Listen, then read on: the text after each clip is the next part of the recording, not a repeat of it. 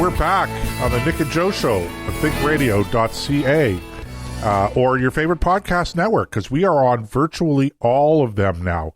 Too many to list. So however you're listening to us, if you're listening to live, welcome back. If you're listening on the podcast, well, welcome back anyway. If you missed part one, we had quite a fiery first part, talking about the latest Ontario lockdown and some of the excesses of government in response to in Canada and COVID, and some of the big failures that we thought. But we're not going to rehash that. Just want to invite you to go back and listen to part one if you haven't heard it already. And also just some housekeeping stuff. If you want to participate, if you're listening live, you can participate live in the conversation in our chat room by clicking on the chat bubble, bubble, Nick, bubble, not bottle. We're thinking about, I know you're thinking bottles, Nick. The chat bubble, and you may have to register, or you may have to log in if you're already registered. That's to ensure that you're a real flesh and blood human being. And guess what? If you're listening to the podcast and not the live show, you can still leave comments by doing exactly the same thing. So we love to hear from you. And with that, Nick, it was a pretty serious topic, and blew off, I think, a fair amount of steam in the first segment of the show this week. But just wanted to switch things up a little bit now and just to talk about something that is totally out of left field. I guarantee you, if I had 1 million people and I gave each of those 1 million people 1 million chances to decide what our topic was going to be or predict what our topic was going to be, I'm very confident in saying that not one of them would come up with this subject. And that is the subject of beauty pageants. Now, there's an interesting story this week of a recent beauty pageant, and I didn't know they were doing this, by the way. We're all kind of familiar with the Miss Universe, Miss World context, the young ladies in bathing suits and all of this stuff. And frankly, I didn't know whether they did this or not anymore. But apparently there is a Mrs. World competition with individual countries holding their Mrs. Canada, Mrs. USA, Mrs. England, Mrs. France. And this is for married women. Well, there was a competition in Sri Lanka recently, and the winner of the Sri Lankan Mrs. became crowned Mrs. Sri Lanka. And at the competition, after she was crowned Mrs. Sri Lanka, and she's on the stage, and they have, how they have the crown, and they play, "Here she is." I don't know if they do this, but they used to do this. "Here she is, Miss America," or whatever the song was. So I don't know what they do anymore, Nick. But anyway, Mrs. World happens to be on the stage with them. And I don't know how she heard, where she got her information from, but apparently she discovered somehow that Mrs. Sri Lanka was in fact divorced, that she wasn't a Mrs. at all. And so on live television, she marches over to the newly crowned Mrs. Sri Lanka, denounces her as being a fake and being divorced, and rips the crown from her head, which, by the way, was not a half-second operation because it was pinned on and everything. So, there were like 4 or 5 tugs there. She had to wrestle that crown off of the head of the Mrs. Sri Lanka pretender. And she goes over to the runner-up, puts the crown on her head, and says basically, "This is the real Mrs. Sri Lanka." Anyway, subsequent to all of this, it turns out that Mrs. World was all wrong, and Mrs. Sri Lanka is not divorced. She was just separated. And I'm thinking, you cannot... That makes all the difference. By the way, ladies and gentlemen, this is all a true story. This is not made up. None of this is made up, exaggerated, elaborated on, or whatever. True story, absolutely. But it just, when I heard this, there were a number of things that came to my mind. First is, of course, you just can't make this stuff up, as I said. It's just, it's strange. Truth is stranger than fiction sometimes, right? So there's that element. Yeah. But there were two other things, and the first was I didn't know they were still doing these competitions, and I'm a little surprised that in this day and age, with everything that's going on, that they get away with doing these competitions. So that's the first thing. And the second thing, we can deal with these two subjects separately, but, to throw a little bit of gasoline on the fire, what happens if Mrs. Sri Lanka turns out to have been, for the first 18 or 19 or 20 years of his or her life, Mr. Sri Lanka? My God, don't go there. Surely somebody has talked about that, but I don't know what the rules are. And if the rules bar Mr. Sri Lanka from competing in the Mrs. Sri Lanka competition, or Mr. World from competing in the Mrs. World competition, isn't that some sort of a lawsuit waiting to happen? Okay, so I've set the table now. Discuss amongst yourselves. Right. That's right. I just Googling Miss Universe. Yes, they still obviously do these, but, it's funny because I'm a guy. So I like good-looking women walking around in bathing suits. I don't think that's should be a surprise to anybody. But in today's woke culture, you would be. What I can't get my head around is, where are the feminists on this? Like, how come they're not screaming exploitation? How come they're not screaming, put an end to this, and stampeding into these things with placards and signs and chanting no more beauty contests because it's so superficial? And it is.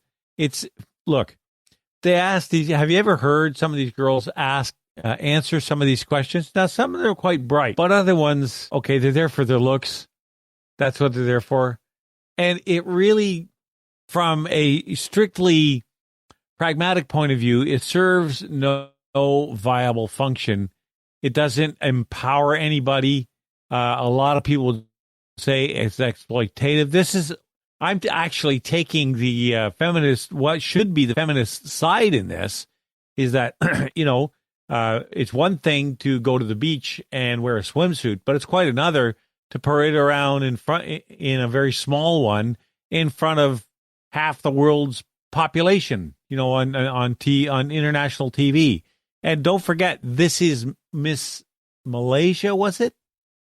No. First of all, it was Sri Lanka. But let's be clear about this. This was not Miss Sri Lanka. This was Mrs. I get Sri Lanka. Right. But the reason I'm saying this is because I'm thinking, and you can correct me if I'm wrong, that Sri Lanka is a Muslim country. And that I'm not sure. I'm not sure that it is.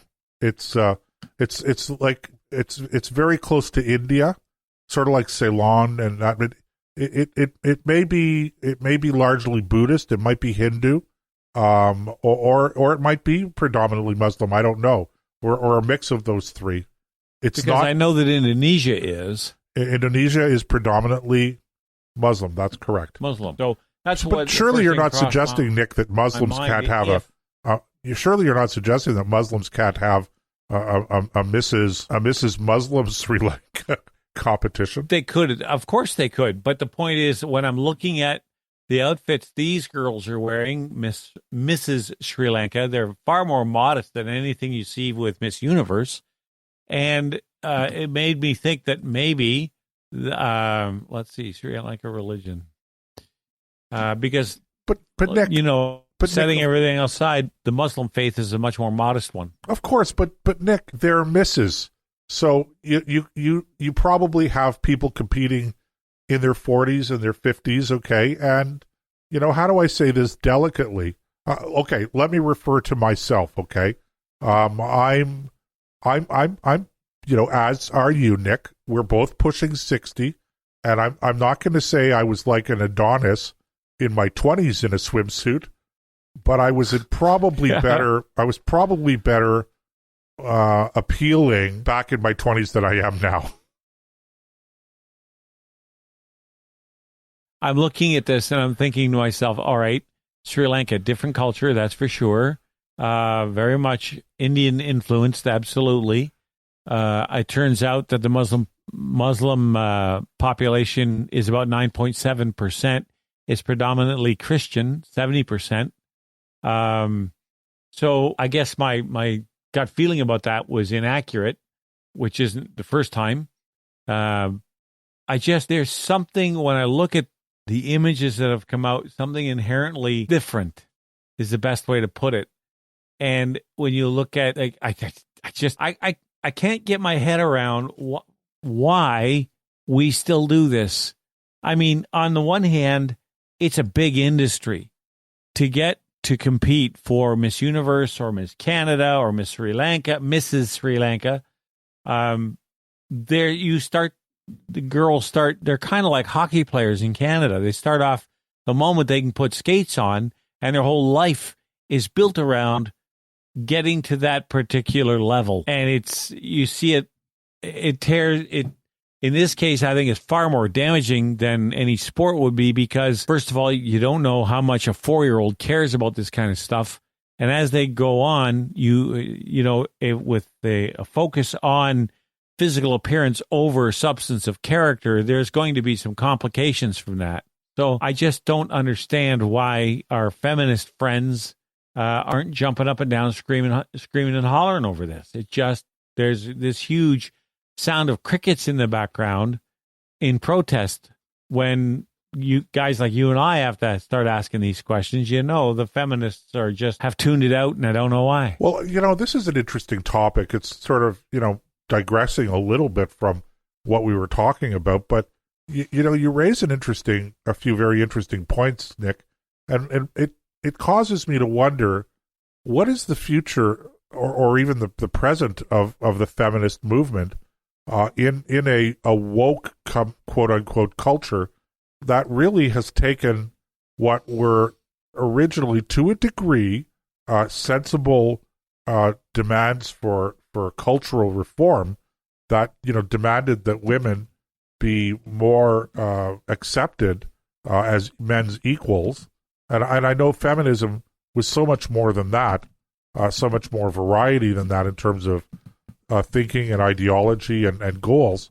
But I would say that it wasn't for the most part, very radical.